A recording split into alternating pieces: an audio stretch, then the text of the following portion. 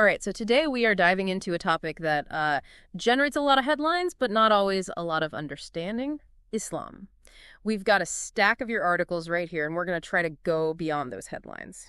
Yeah, we really need to go deeper with this one. There are so many misconceptions out there, especially in Western media. Absolutely, and I think a good place to start might be with the word Islam itself.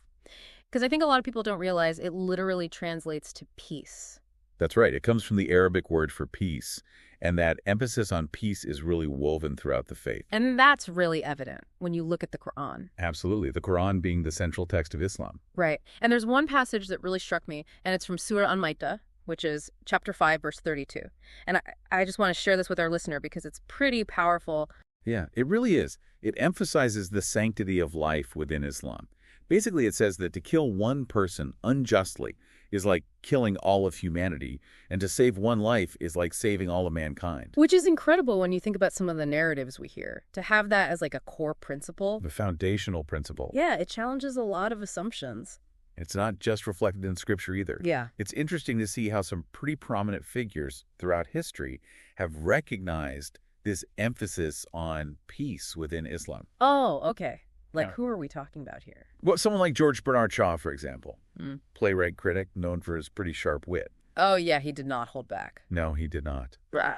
But he also had these incredibly insightful observations about society and about religion. So what did he have to say about Islam then? Well, he actually said, and I quote, "I've always held the religion of Muhammad in high estimation because of its wonderful vitality.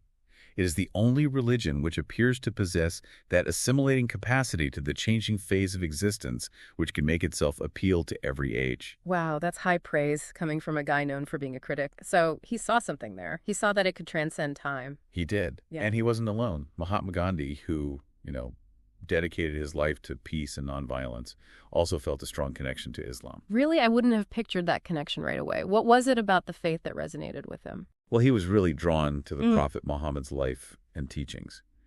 He wrote, "I wanted to know the best of one who holds today an undisputed sway over the hearts of millions of mankind. When I closed the second volume of the biography of Prophet Muhammad, I was sorry there was not more for me to read of that great life." It's amazing to think about these figures, Gandhi, Shah, who we see as like giants, really seeing that peaceful essence within Islam.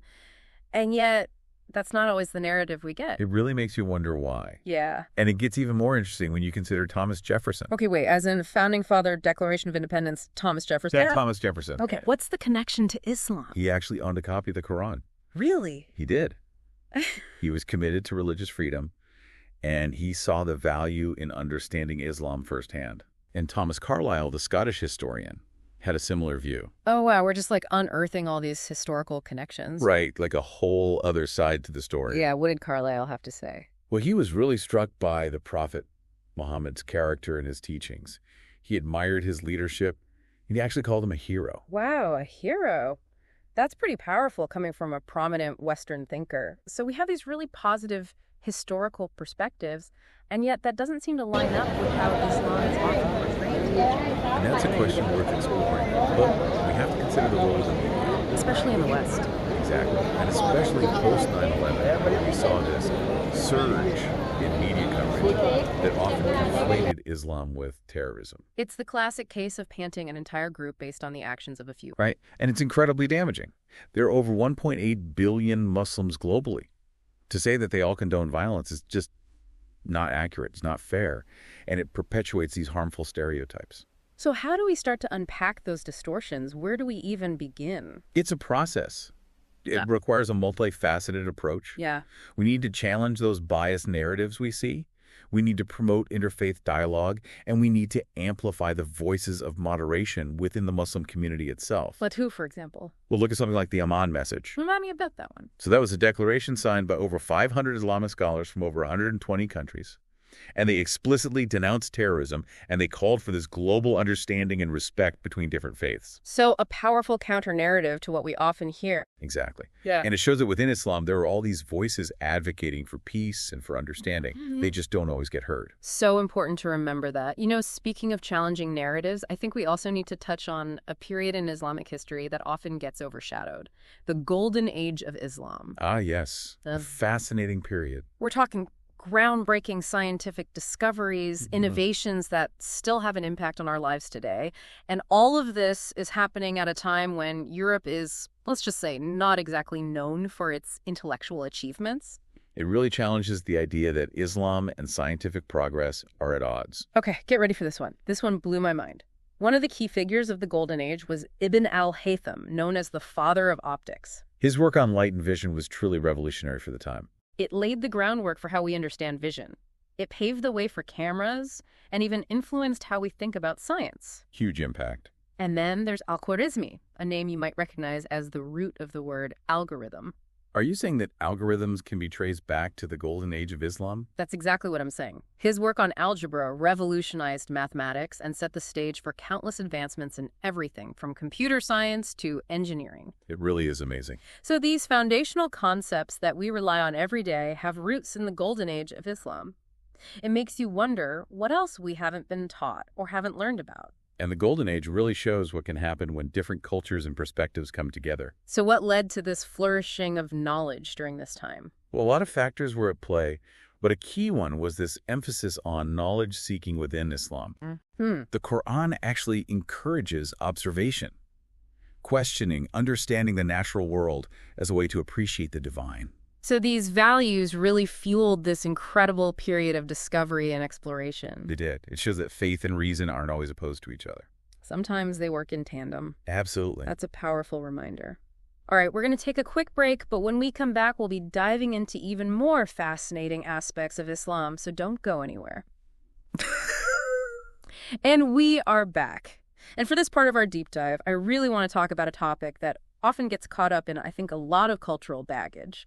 The role of women in Islam. Yeah, you're right. It's an area where we often see these cultural practices mistaken for religious doctrine. Right, exactly. So let's try to clear the air a little bit. When we look at it purely through the lens of Islamic teachings, what does the faith actually say about the status of women? Well, at its core, Islam recognizes the inherent equality of men and women. The Quran is very clear on that point. It says that men and women were created from a single soul, emphasizing that shared origin and spiritual worth. So this idea of equality, it's not something that's debated or interpreted differently. It's really a fundamental principle. It's fundamental, and it goes beyond just the spiritual realm. You know, Islam actually granted women rights and agency that were pretty revolutionary for their time centuries ago. Okay, like what? Well, for one thing, property rights. Yeah. Unlike a lot of societies back then, Islamic law gave women the right to own property, to inherit and manage their own finances even after marriage. Wow, that's huge. It is, especially when you consider that even today, there are so many cultures still grappling with how to ensure economic empowerment for women. For sure. And it wasn't just about finances, right? Right. Education was also hugely important within Islam. For both men and women. For both entities. The Prophet Muhammad himself always encouraged the pursuit of knowledge as a sacred duty. Interesting. So this idea that Islam somehow suppresses women's education, that's another myth we can debunk. It is. Yeah. In fact, throughout history, there have been so many remarkable Muslim women who've been scholars, poets, businesswomen, even rulers. Wow. Okay, so who are some of these women that we should know more about? Well, one really interesting figure is Fatima al-Fihri. Okay. She lived in 9th century Morocco. And get this, she used her own inheritance to establish the world's first known university. No way. Yes way, the University of Al-Qarawiyyin. The world's first university founded by a Muslim woman. Exactly. Incredible. And her story isn't unique.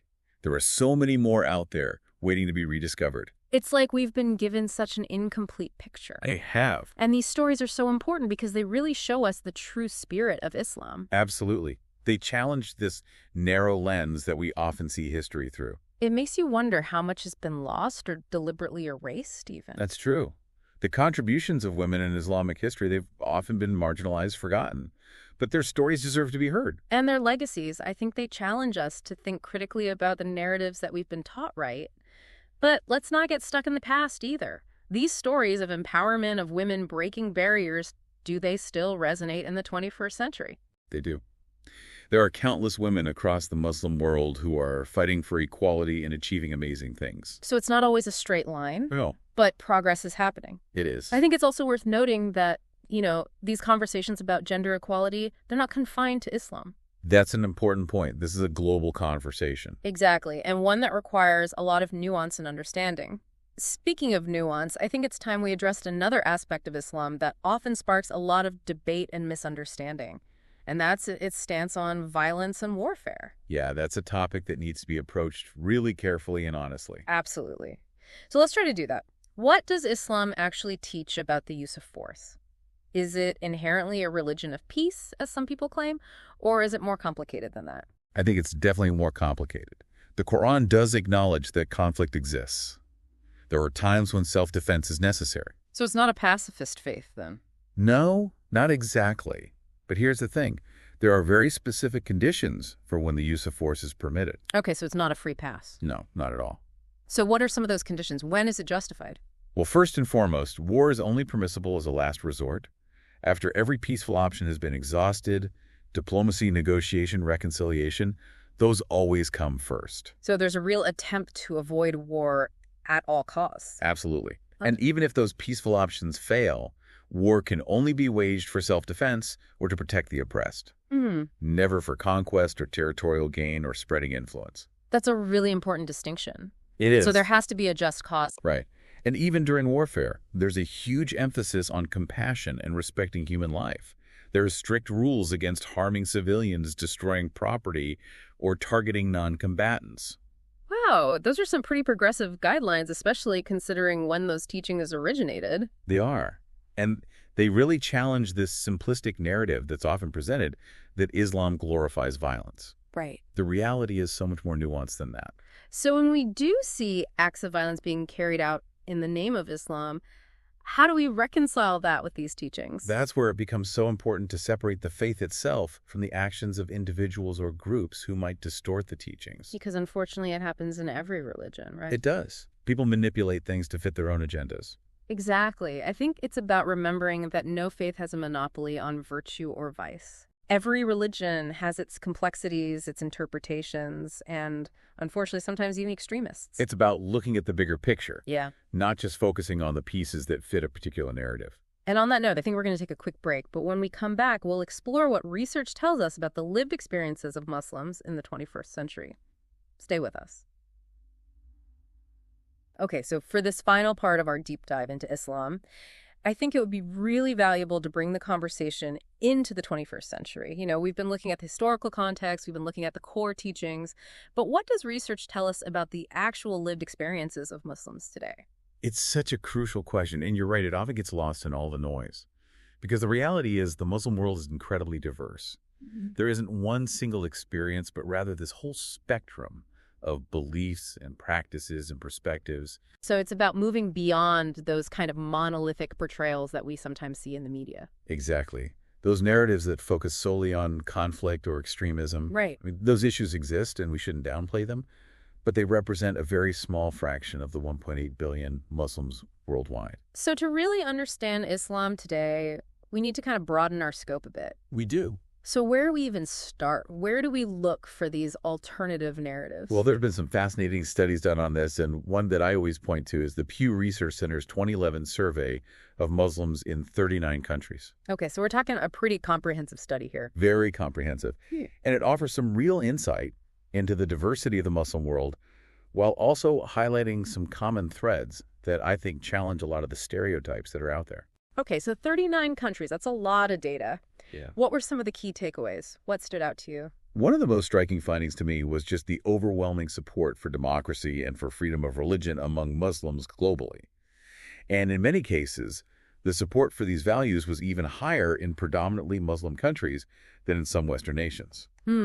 Interesting. So that right there kind of flips the script on the idea that Islam and democracy are incompatible. Yeah, for sure. And beyond that, the survey found that while Muslims generally tend to hold conservative views on social issues, there's a real growing acceptance of modernity and a desire for progress within their societies. So it's not this simplistic either or. Right. It's not tradition versus modernity. Yeah.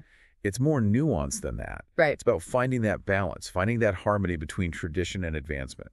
Which I think is something that every society grapples with. In some way or another. Yeah, for sure. It's just refreshing to see data that challenges those preconceived notions. Absolutely. But at the same time, data can only tell us so much, right? Right. I think it's important to remember that behind those numbers are real people with very real and often very different lived experiences. Of course. There are Muslims who are devoutly religious and those who are more secular. There are Muslims living in poverty and those who are incredibly wealthy. There are Muslims who are politically active and those who choose not to engage in politics at all. And everything in between, I'm sure. Exactly. So it's not a monolith. Not at all. To assume that all Muslims think alike or have the same experiences, it's just inaccurate. And frankly, it's a missed opportunity. Right, because there's so much diversity within the Muslim world. Exactly. Secret richness. It's about approaching our understanding of Islam and really any culture or faith with nuance, with curiosity, and with a willingness to challenge those assumptions that we might have. As we kind of come to the end of our deep dive here, I have to say it's been really eye-opening, and I hope that our listeners feel empowered to continue exploring this topic on their own. Me too. To keep asking questions, to keep learning, and to keep diving deep. So until next time, that's it for our deep dive into Islam.